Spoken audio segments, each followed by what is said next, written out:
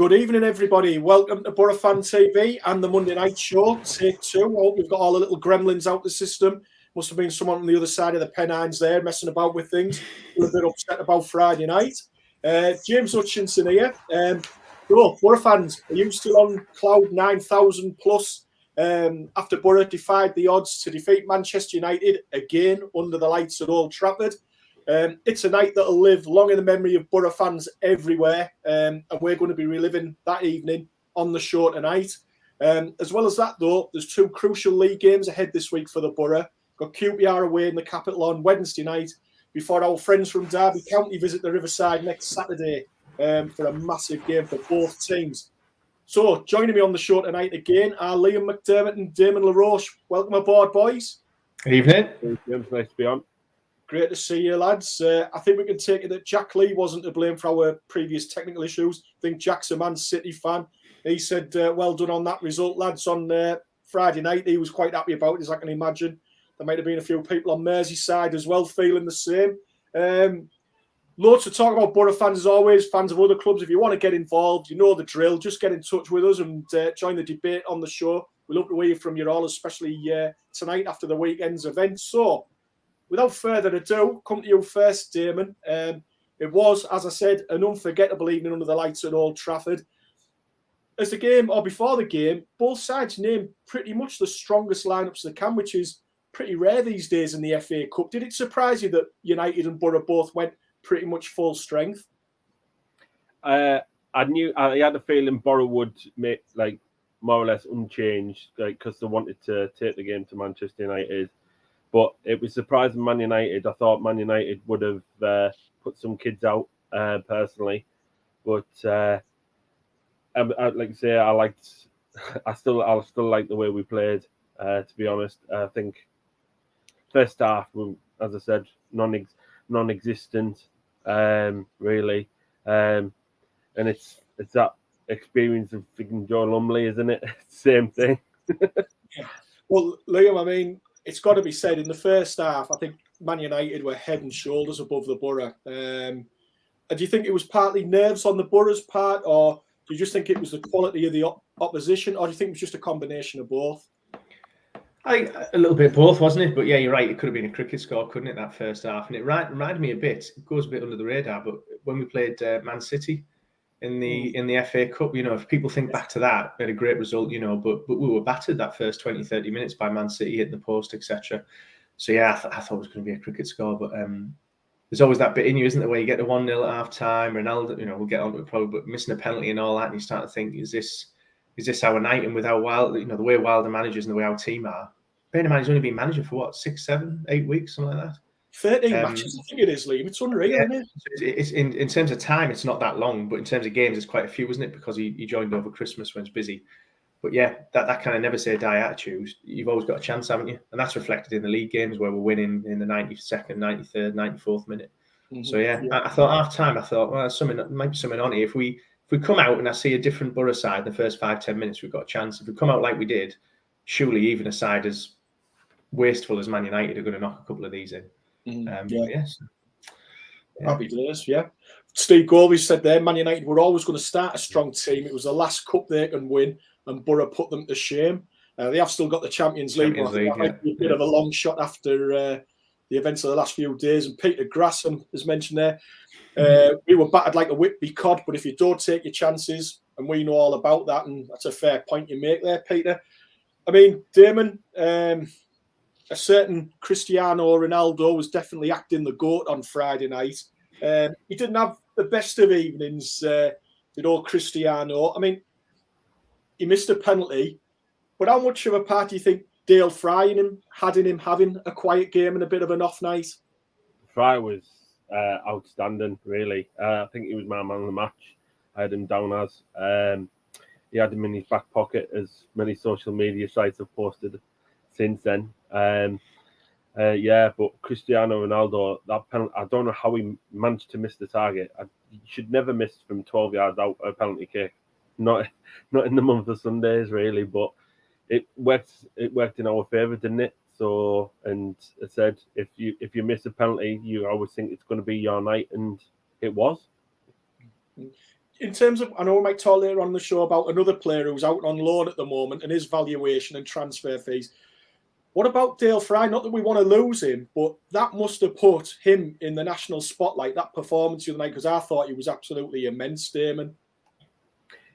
Yeah, I mean, as I said, he was the England under-21 international previously, wasn't he? So I don't see why Gareth Southgate shouldn't be picking him ahead of the likes of Harry Maguire, John Stones, etc. So I think he's got as good a chance as anyone else who's English in the Boro shirt. What about you, Liam? I know John Moon's got in touch there, said Fry was a gladiator. What did you make of Dale's performance on Friday?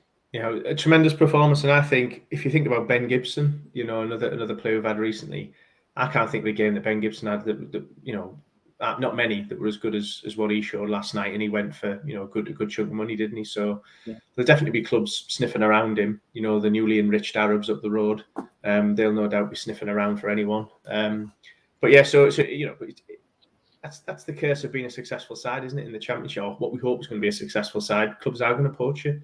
And I know you've got financial fair play, and we're not sat on billions, are we? So, but I'd rather have that problem than a lot of a team that's full, a basket case that nobody wants to touch with a barge pole full of journeymen. So, kind of it both ways, can you? But I definitely think Fry, tremendous. I can't think of a bad performance really. I mean, Joe Lumley was, I mentioned him in the past, haven't I? He had his shaky moments and that, but I can't think of anyone who had a terrible game, and that's obvious, isn't it? Because if anyone had, we'd have got battered. So spot on, and I think definitely clubs will come sniffing in summer. You just have to hope that we have a great end to the season and we're either up or we come close and he decides to stay on for another year. And the club say, look, stay on for another 12 months, try and get up with Boro, and then if you can't, go to a Premier League side. I don't know how long he's got left on his contract actually, but I hope we've got him tied up for a good few years. Yeah, I think he signed one not long ago, didn't he? I don't know the exact length of it, but yeah, I know he's still he's certainly not running into like the last 12 months or anything like that. I mean, going back to Friday, Liam, as you said earlier on, I think we were all just quite relieved to be only 1-0 behind at half-time. And again, as in recent weeks with other games, somebody's come from the bench and had an impact on the game. Yeah. On Friday, that was Duncan Watmore. And he quite literally handed us a lifeline with the goal for Matt Crooks. You were in the stadium on the night. Did you celebrate when it went in? Of course did, yeah. Never handballed them with the Sundays, was it? I mean, I'd read the rule book. Obviously, you hadn't, James. No, I immediately said to the lad next to me, I said, that's a recent change, that in the FA rules. No, I didn't have a clue. I celebrated because you do, don't you? And then I turned around and I thought, oh, heck. And then someone said, they have VAR. And it totally, I hadn't even entered my head that we were using VAR. Yeah. And I thought, oh, heck. And then I looked up, and then, of course, there's no big screen in Man United in Old Trafford, so I didn't know where to look to find out. How do you find out if it's under review, what the decision is? And then, of course, the referee pointed back to the centre spot, and we were A-OK, weren't we? But yeah, it is what it is, isn't it? Them's the rules, as I say. Yeah, as Lee Fisher says, hand a smog, spot on, Lee, mate. Yeah, we'll have that all day long. And Damon, I mean, we still rode our luck at times, even after we got the equaliser, and we had a narrow escape just after the equaliser with Joe Lumley again with, I think he sold Johnny Howson a bit short and Fernandez hit the post. But again, all through that game, in the second half and the entire match, to be honest, I thought Boro showed a lot of resilience and mental toughness just to dig in and remain in the game. And they did that on Friday night, didn't they? Absolutely. And as I said, the defence, sometimes when we pass out from the back, it makes my heart skip a beat, honestly, at times. Especially passing it back to Joe Lumley. I don't know if he's going to take his dawdling on the ball or what he was doing, but honestly, I had my heart in my mouth, honestly. It was really, really bad. But as I said, second half, we were immense. The lads, the character, the desire, winning every ball. Tav, I've been a criticiser of him in recent past, but he got stuck in, as did Crooks and the rest of the lads. I thought they were amazing, and fully deserved it in the end. Yeah, David Olsen there said, Lumley, I had my heart in my mouth most of the game watching Joe. And just picking up on what you said about Tav there, Liam, I thought, again, he had another really impressive performance. Again, just the increase in maturity in his performances and how he's playing. And I thought he was pivotal in allowing us to get further up the field and just giving us a bit of respite from especially in the first half and parts of the second half, the pressure that Man United were putting us under. He seems to have come on, doesn't he, under Wilder? Yeah. I think, he's blown hot and cold for season after season. I think I remember you and I being at Millwall away, was it? He came? No, I'm getting mixed. Maybe I'm mixing my drinks down on who we brought on. It may have been Wing and Spence at the time, but definitely, it was, yeah, and we brought them on, and he's had an impact here and there for 10, 15 minutes. But he does seem he's getting more rounded a player, isn't he? And I thought it was a tremendous performance, and his passion in the fight's definitely there because you can see that in the reaction. He's first to celebrate, so he's got a bit about him. So hopefully, this is the start of a run of form now for him in consistency. And if he can pull that off, then back to the point around clubs being interested. If he can pull that off and be consistent between now and the end of the season, surely a lot of clubs are going to be looking at him. Because as I mentioned a couple of weeks ago, you've got to give him a bit of slack because he looks to play the attacking pass, doesn't he? He doesn't go for the safe ball every time. And we could have a team full of safe ball merchants in midfield and we won't win a match. We've been there before under Karanka with the 2-yard passes and all that. You do want somebody who's going to create something, and with that comes a risk that he's going to lose the ball. But as long as he does it at the right times in the right parts of the pitch is the challenge. Then you don't mind having someone like that, and you need someone like that if you're going to take on sides like United. Yeah, great to see you watching. Guesty, hope you're well, pal. He's just said there, to get a decision like the one with the goal at Old Trafford is unheard of. Only means our name's on the cup this year. Well, we're in the 5th round, Tony. We'll take that for starters and see where we go from there. Back to the game, though, Damon. I think on the night, it was pretty clear that in extra time we were looking a little bit leggy. But the fans, we haven't talked about them yet, but over 9,000 there, and the backing that they gave them, they helped the team get through that tricky 30 minutes in extra time, didn't they? Absolutely. I thought there was. It felt like there was more than that in the ground. To be honest, more like 30,000. The way they were cheering, it was amazing. And fair credit to each and every fan, including yourselves, because they sang their hearts out from first half till full time. So, all the way through penalties, and we give everything for them to the cause. So, and we fully deserved it, as I said. Yeah, and Liam, I mean, it went to penalties again, as it did in 2015. Only this time it was down at the Stretford end. And I mean, those 8 penalties. I mean, Chris Wilder had mentioned in his press conference at the game that they hadn't practiced them. I don't know whether to believe that or not, because those penalties were fantastic, weren't they? No, belters weren't. The Peltier came close, didn't he, to spanner in it, but we'll let him go. I thought you're right. And even Sol Bamba, when he hasn't touched it and all that, and you think, oh, God. Then I'm seeing Tav going up, and I think, no, he'll never recover from this if he misses this. This will be another notch on his list of crap things he's done, And I think, and then Peltier's coming up, and, as Wilder said, didn't he, between him and Bamba, there's a combined age of about 150 or something. But yeah, no, it was great, wasn't it? And it's a roll of the dice, but I thought they were all great. And in recent years, we've had a decent record, haven't we, on penalties? We didn't win out in Liverpool, but we went through the squad, didn't we? I think we took about 15 penalties or something, didn't we? Yeah. And then someone was saying United have never won in the FA Cup on penalties or something, but then someone pointed out we've only had 4 shootouts, I think, in about 150 years, so it's not that bad a record. But yeah, great, and it just fills you. Look, we said before the match, didn't we? It was a free hit. Let's have a go, see what comes of it. And I think that's the way we played throughout. We fought, tried to stay in there. We kept attacking. That's how we got a goal. And whether you think it's right or wrong, that rule, you had to be up that end of the pitch, create a chance to find out, didn't you? So, yeah, I'm spot on. I loved it. And just scoring the goal was enough for me. I thought if we go and score a goal, then that's much as you can ask for, isn't it? Away from home at Old Trafford against a side that's worth however many hundreds of millions. Yeah, well, I think £400 million. I saw that their team that started on Friday night was in comparison to ours. And can I just bring you up on this as well, Liam? Good point that's been made by Rob Henry. Thanks for watching, Rob. He said, hate to be the party pooper, but is a cup run necessarily what we need? Extra games, more injuries, etc. Promotion has to be the main goal. What's your thoughts? What do you think about it? It's a fair point Rob makes, isn't it, Liam? Well, yeah, it is. But I think of the good sides we've had over the years and the good seasons we've had and the promotions we've got in playoffs finals, and we've generally had a good cup run alongside that as well. Yeah. You think under Karanka we beat Man City. We'll probably get spanked by Tottenham at home, but it's back to as long as you're taking it game by game and you're having a go, then we'll see. See what happens. I can't see it being a bad thing. If you get beat 3-0 by Tottenham, nobody gives a damn. It's going to get no press coverage. Everyone's going to expect it in the Nationals. It's not a problem. If you pull someone off, fantastic. You take it in the next match. It is going to be tiring. You played extra time and penalties. You don't really want that, do you? Especially when you've got 2 games in a week. And I just hope that doesn't affect league form. But I think weighing it up, pros and cons, it's got to be better that you're getting on the national stage and performing well and building that momentum. Yeah. Than going out like Newcastle do most years in the first glimmer of a trophy. Yeah. So yeah, but I'd say it's not going to make or break our season, I don't think. And injuries, well, who's to say you're not going to get an injury in a under 23s match or next week we come away with 3. So talking to Tyrone, Gareth Cole, I was working at 8 o'clock next morning. He said, I have a brutal voice, it was gone, but at least I got sat next to a celebrity on the bus. Can't think who you were sat with, mate, but I hope you had a good evening and I hope you enjoyed Friday night at Old Trafford. Damo, before we leave the Man United game, Chris Wilder said, I'm not going to break out into song here, but he wanted to make memories before the game on Friday, and they certainly did that, didn't they? Absolutely. And can I just say, I was just going to say, Jim, do you put that win as being bigger than the one in 2015, the League Cup win, or do you put it on a par? How do you rank the two victories? It's probably on a par, just a tad a little better, maybe just a tad, maybe it's a little bit better, because I think we have a decent squad.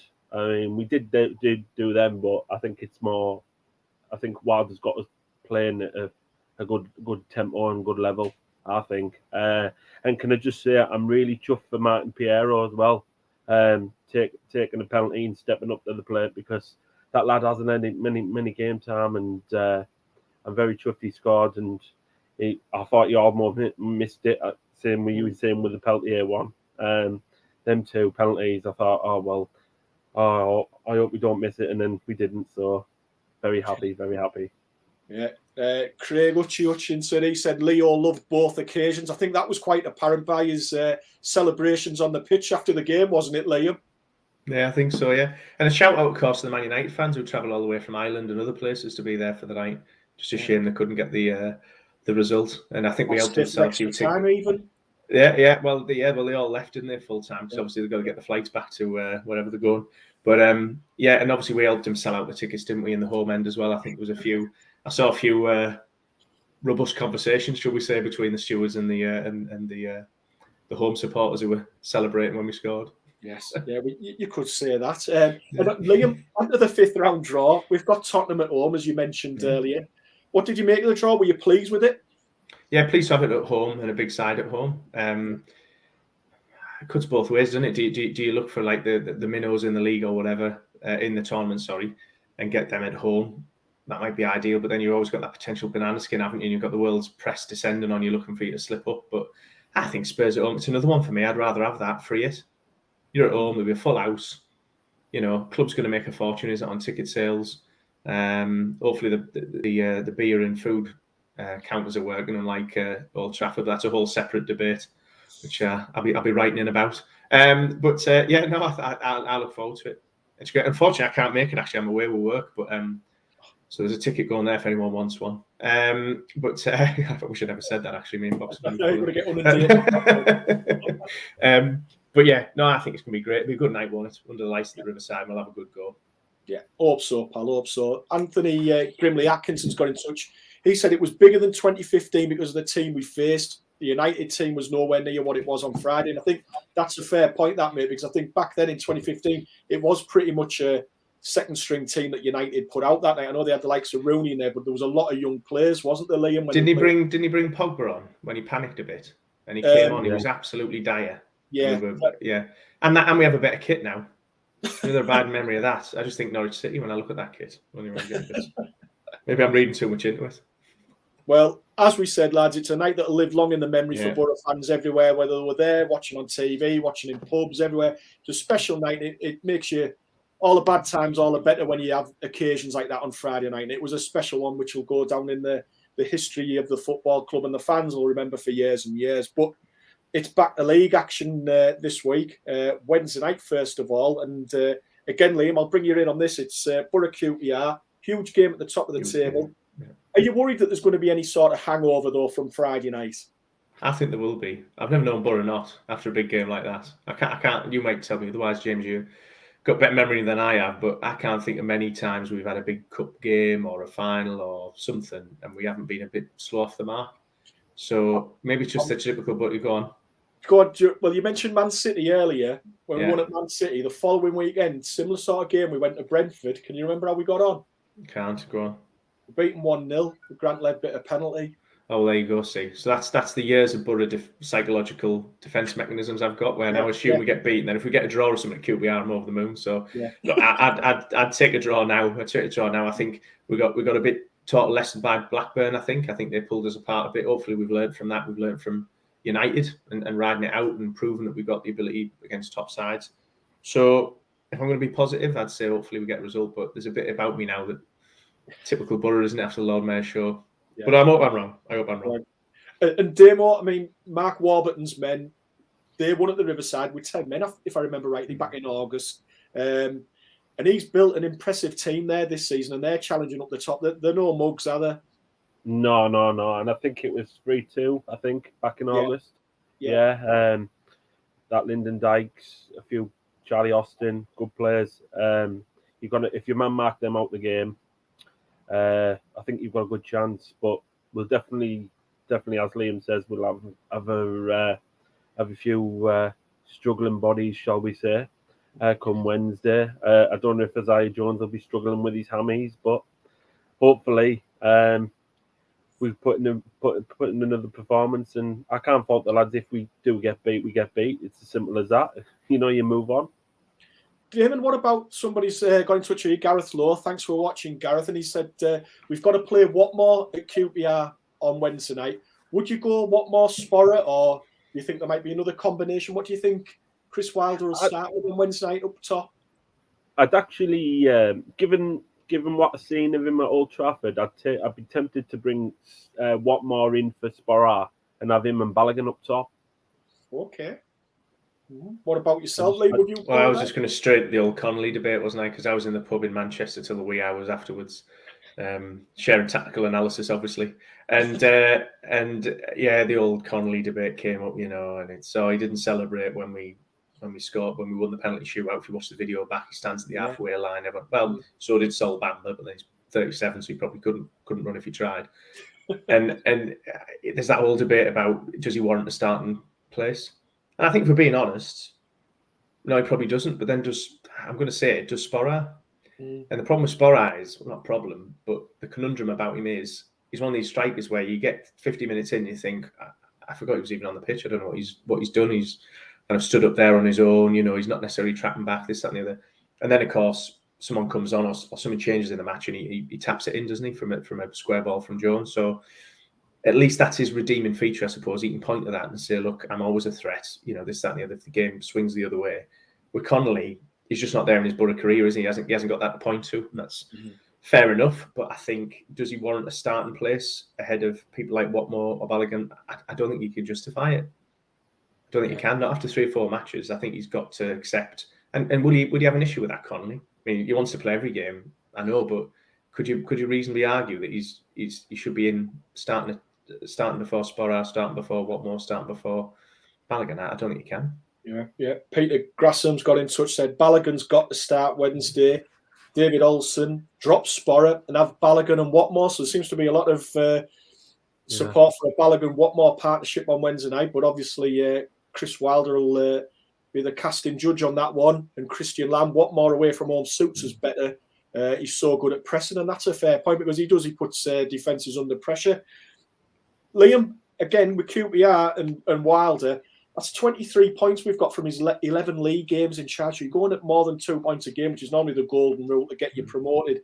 But it is going to be a really hard-fought battle on Wednesday night, isn't it? Yeah, it's going to be an absolute slog. And credit the 2,000 Boro fans who are going down there again, because we've had a lot of games thick and fast, a lot of money spent. Away matches. If you're beating Man United, there's 45 quid. If you went to Blackpool away, there's another best part of 30 quid. Hotels, all that jazz, travel. So fair play to them. But yeah, it's going to be a tough game. My only concern with Boro is, obviously we've had to win all them points to get back in the race, because we had dropped off, hadn't we? Yeah. And you kind of justifies, if you've been under Warnock with that win rate, you wouldn't be anywhere near it now. We've had to win all those games just to keep in touch with the top, the playoff spots. I suppose my concern is it's the goal scoring, isn't it? We need to knock. If you look at that top 8 or 9 teams and you look at the goal difference, you look at goals for, we're nowhere near. You have to go down to about 14th to find a club that's got as poor a goal for and goal difference as we do. So it's definitely one of those areas. But it's not to say we've done it in the past, haven't we? We've got promoted in the past with shockingly low goals for and goal difference. So it's not the end of the world. It's just something I would like to see us pick up on. But yeah, we'll have a go. We've got Piero, people like that, isn't it? If we're worried about fresh legs and all that, we've got, you know, he's there. He's not played as many games. So a tough match.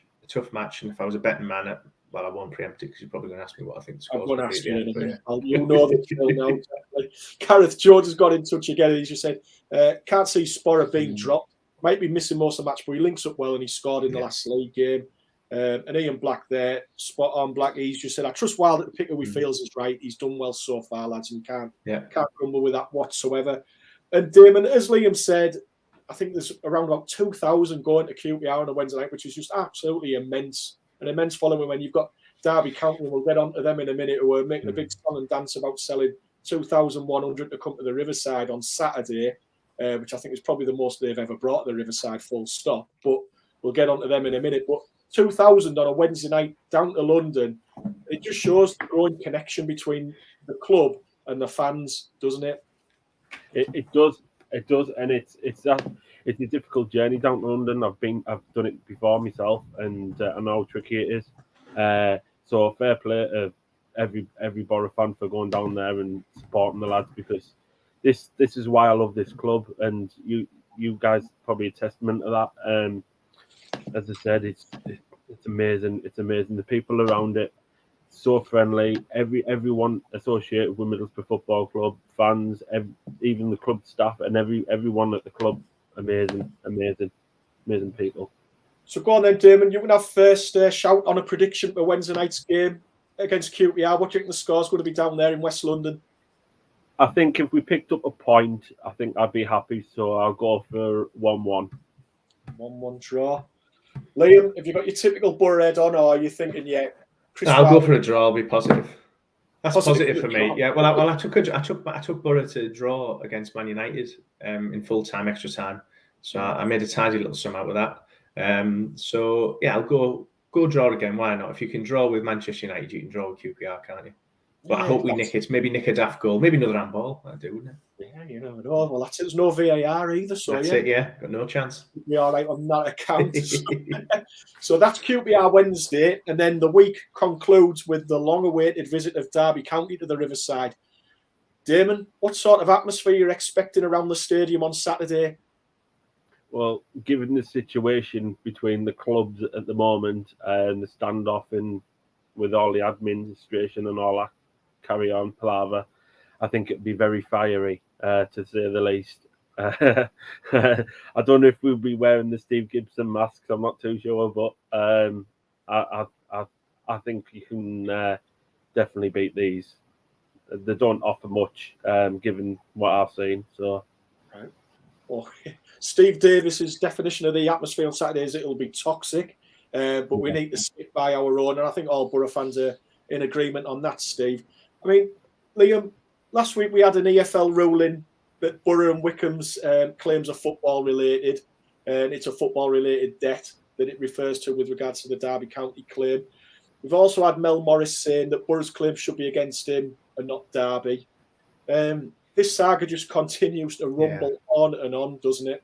It's not very edifying, is it? And I thought, fair enough, Gibson wants to vent his spleen and do his little letter on the internet and accuse him of cheating, and quite emotive language for a professional football club, but whatever, that is strongly held view, and I have some sympathy with it. You know, now we're in the territory, it's becoming a bit of a farce, isn't it? It's like every week it seems we're going to have a letter from one club to another on the website. Well, I don't go on Boro's website to read letters from the chairman moaning about the intrinsics of FFP or whatever the hell it is. You know, if he's got a grievance, he's got his claim, pursue it. So I'm supportive of it, and I think we're in the right, but we need to resolve it one way or the other, don't we? And you know, I was at United, and in the concourse, a lot of people singing, you know, when Derby County dies, all that jazz. Well, I question whether we actually mean that. I think it's just a bit of bear baiting, isn't it, for Derby County, because we know it will get on the social media, which it has, and it's been all around their forums and winding them up.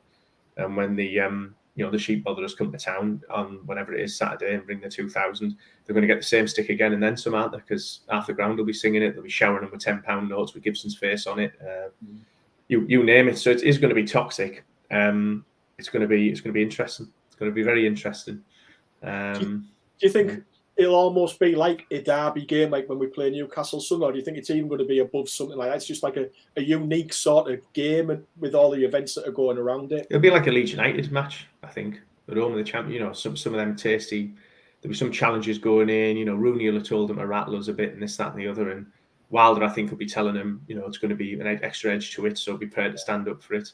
And it's going to get interesting, I think, on the pitch, and hopefully, though, this doesn't get silly off the pitch. Yeah. You know, with their 2,000 plus whatever they bought on the home end, which no doubt some plonkers have. But if they're anywhere near the Red Faction stand or whatever, I don't think they'll be there for very long, will they? So. And what you can't dispute, Damon, is the job that Wayne Rooney's done at Derby. I mean, you have to give him credit and the players there at Derby that at this stage of the season, they've still got hope of staying up. When you think they've had a 21-point deduction, and even now in February, they've still got a fair chance of staying up. I mean, he's done a good job under really, really trying circumstances, hasn't he, Damon? He has, and fair play to him. I mean, I like Rooney as a player, but I'm even more so as a manager, to be honest. I mean, Everton were in for him, weren't they? And that's just a testament to how good a job he has done.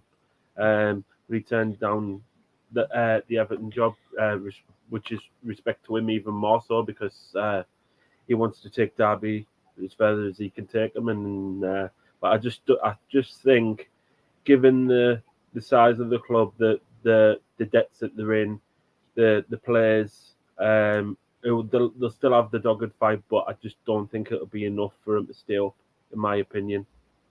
Okay, I mean, Liam, putting aside all the off-field issues, it's a big game, no matter what, for both. For us challenging for a promotion playoff place, and for Derby in their fight against relegation, it's just a big 3 points anyway. It is, and set aside all that noise, you'd be going to the match expecting to get a result, wouldn't you? That's the long and short of it, and that's a good thing, because you might say I'm being a bit presumptuous there and I'm getting a bit ahead of myself, but you know, if you want to go for promotion, you've got to beat clubs that are in the bottom half of the league, and Derby not just in the bottom, you know. And I have to agree with Damon. I think they turn a corner. They've done really well, but then they get spanked, don't they, or beaten, and you think you can't afford. You know, if you really want to do it, you're gonna have to win nearly every match to get out of that. But fair play to them. They're having a go. I hope they don't cease to exist. Some Boro fans might disagree with that and think they should close down tomorrow, but I think you know, if you think about the times you've had to follow in Boro, the experiences we've had, this, that, and the other, if it was our club on the regardless of what your owner's done, because they have no control over that.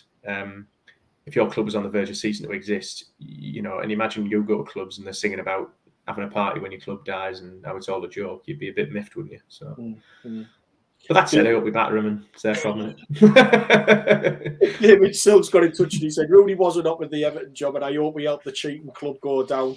Yeah, I think there'll be a whole spectrum of emotions and feelings amongst both sets of fans, I think, on Saturday. Yeah. Like you say, you're not going to get one uniform set of opinion from any group of fans, and I think there'll be some people who'll want to grind Derby into the dust, and there'll be others, like you say, thinking, do you know what, this has gone on long enough now, and it's not getting. I just hope we win. Because you don't want that holding that over us for the rest of the season, do you? Yeah. Steve Davis got in touch again there, Liam. He's thought you've made a great point there, pal. So well done, Liam. So anyway, will we get 3 points on Saturday? Damon, do you think we'll beat the Rams at the Riverside on Saturday? Yeah, convincingly. 4-0, I think. How then, James? When did we last win 4-0? We certainly Blackburn Rovers Premier League. I don't know. Yeah, just make it up. It wasn't this season. No. Wasn't it Millwall? Millwall away. Beat Millwall away 5-1, didn't we? But that's going back to the Carrera days. Yeah. So 4-0. I mean, as we said earlier, I mean, Derby haven't been getting pummeled by teams. I know they lost to Forest the other week, didn't they? And they lost 2-0. Was it last week? Who did they lose to last week? Somebody 2-0. I think they got beat. But I mean, on the whole, I mean, if you had the 21 points that they've had taken off them, they wouldn't be that far off a playoff place themselves. So they're no mugs. I mean, what are you going for? You've got David Olsen's gone 3-1 Boro. Daniel Charlton's also gone 3-1 Boro, unless that's the odds. But everyone's going 3-1 here. Steve Davis also won 3-1 Boro. David Silk draw on Wednesday. 2-0 Saturday. I mean, 4 points from this week would be a great return, Liam, wouldn't it? But yeah, well, you know what I'm like. See all that, and I just start getting nervous then because we're all. That's not how it works, is it? But do you think we'll win, or do you think Go on, mate. See, I just think that the chances that we create in games, especially in the old 90 minutes, I just think we can turn these over. I really believe we can turn them over. We're going to give someone a good hiding, so why can't it be Derby? Fair point, mate. I still say 1-0. There you go. I think with everything around it, I think it's going to be a really hard-fought game Saturday. I really do. I don't know, Liam. What do you reckon? 1-0, I'd have said, or 2-1. 2-1, something like that. I can see them getting a goal. Right. So 2-1. 2-1, 3-1. Okie, pal. Well, there you have it, lads. And that's all we have time for on this week's show, on the Monday night show. My thanks go to Liam and Damon for joining us again. Great to have you aboard again, boys. Cheers, mate. Cheers. Thanks to everybody out there for all your contributions and watching the show. If you haven't done so already, please like and subscribe to Boro Fan TV and check out our Twitter page. There's lots of content on there. We're going to return next Monday when we'll look back on the QPR and the Derby game, as well as looking ahead to an away day at Bristol City the following Saturday. But until then, take care, have a good week, and up the Boro. Up the Boro. Up the Boro.